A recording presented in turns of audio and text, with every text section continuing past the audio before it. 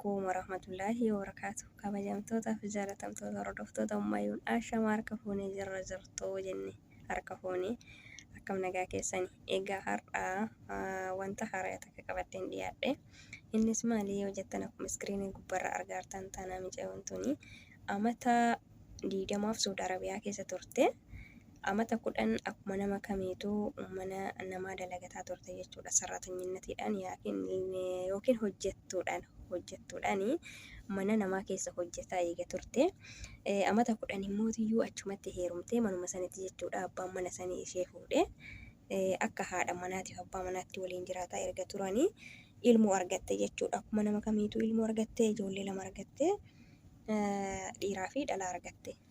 Dhiiraa fi dhalaa argattee erga akka abbaa manaa fi haadha manaa waliin jiraachuu qabanii jaartii biraa yookaan haadha manaa biraa irratti fuudhe jechuudha. Arabdichi irratti fuudhee haati manaa isaa sun ulfooftee gara biyya warra ishee deemte jechuudha. Haadha isii biratti dayuudhaaf deemte Arabdittiin. Achi booda itti bilbiltee abbaa manaa isii ka Arabaa kanatti jechuu sarratanya jedha. Haadha manaa kan kee kan jalqabaa kan ilmoo irraa ijoollee 2 irraa qabdu tan Habashaa sanii of jalaa ari'uu qabda. Yoo isii hin ariine ani siif hin deebi'u jetteen. Isheen akkas jennaani innillee Arabditti san filatee ishee Habashaa kana gara mana hidhaatti dabarsee mana hidhaa Saudi Arabiyaa keessatti hiisise jechuudha. Isii iqaamaan isillee irraa dhumatee jira. Iqaamaa isillee hin daleessiifneefi mana hidhaatitti darbatee isheen gara biyyaa ni galte. Ilmaan isii qabeenya isii waa takka yoo isiin hin fudhanne uffata takkatti isiin uffattee jirtuuni caamma takkatti isiin godhattee jirtuuni qabsiisee galchee. Ilmaan isii hin fudhanne akkasuma nagaasitti hin dhaammanne dammoo qabeenya waliin qabanillee hin fudhanne. Akkasitti biraa deemte jechuudha. Biraa deemtee ni galte isiin gara biyya isii ni galte. Galtee jennaanii itti dawwaltee ilmaan kiyyaa sagalee isaanii dhagayuu barbaadan dubbisiisii jetteeni dubbisiisuu hin dandeenye. Haaluma amma isin argaa jirtan kanaan akkatti booyutti jirti jechuudha. Hedduu garaa nama nyaatti dhugaa rabbi. Viidiyoon kun namoota mallaqaaf jedhanii nama lammii biraa yookaan ziigaa biraatti heerumanii fi barumsa guddaa ta'a jedhee yaada.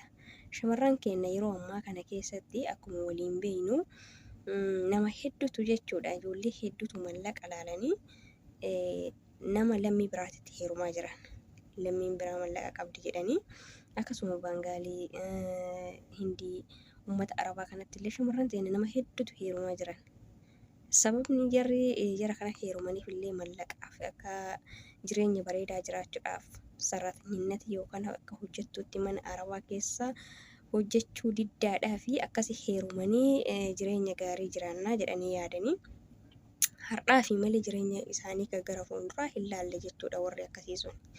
Leennu maalii jennaani namni yoo walitti dabalame ilmoon isaan jidduutti argamuu mala.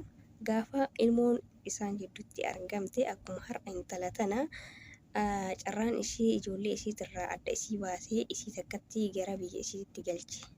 Ilmaan isii achitti irraa hambifatee isii takkatti gara biyyaatti galchee amma yaanni halkanii guyyaa isii waadaa jiru kana carraan kanuma jechuudha kan hundaatuyyuu.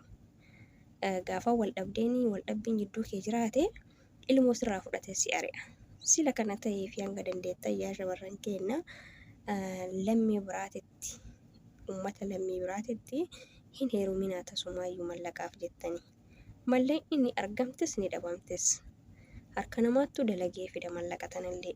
Sijjammar kan harka keetiin dalagattee hiyyummarraa kaatee yaani dura yoo waa hin qabaanne hiyyeetti yoo turte hiyyummaa sanarraa dalagattee yoo keessaa baate malleen illee santuyyuu bareeda. Malee otuma hin rakkatin osoo waa takka hin ta'in akkanumatti mallaqa namni hin qaba jettanii nama kana mallaqa qaba lammii biyya kanatti heerumee akka gaarii jiraadha yoo jette waan mallaqallee hin beektu. Waan addunyaallee waan qabeenyallee hin beektu. Maaliif rakkoon agarra jechuudha. Sila kana ta'e irraa kusadhaa jechuu barbaadeeti. Hedduu garaa nama nyaatti dhugaa rabbii mucayyoon tun ammoo kennu akkatti boo'utti jirti. Booyuun isii maal fayyadare? Uummata akkasiyyuu hin fayyadu. Akka haadha manaa isin rafannee fi ilmaan isii hin agarsiifne ammas bilbilaan hin agarsiisuu ni dide. Yoo barbaadde ka biraatitti heerumii ilmoo argadhu malee abadan ijoollee kiyya hin dubbiftu jedheen. Namtichi akkana ishee godhe kun immoo Suudiidha. Suudii lammii Suudiiti. Dhugaa rabbii namni akkasitti garaa walitti hin jabaatu. Waa hundaafuu uummata keenya warra zeegaa biraa kanatti hin heerumina. Ijoolleen hedduun amma karaa Hindii minamina kana fa'a Bangaalii fa'aatti yoo heeruman mee achi waliin galanii ilmaan isaanii kan akkam godhan. Baay'ee ulfaata. Jiruun biyya namaa hin taatu, hundee namaaf hin taatu. Biyya namaa keessa yoo waliin jiraattanillee turtanis bultanis gara biyya isaa galuun kee hin oolu. Waan ta'eef yaa dargaggeettii yaa shamarree teenna lammii biraatitti hin heeruminaa. Viidiyoon kun barumsa guddaa namaaf ta'a jedhee yaada. Akkasii warri maatii kiyya taatan baga nagaan na eegdanii warri maatii naaf hin taane maatii naaf tayaa isiniin jedhaa uummata qashtii walaa jajjabeessinu. Hanga viidiyoo biraatiin walitti deebinutti. Assalaamu alaikum warahmatullahi wabarakatuh. Yaadni kiyya kana fakkaata. Nagaatti isiniin jedha. Isinis yaada qabdan koomentii jalatti barreessu hin dagatinaa.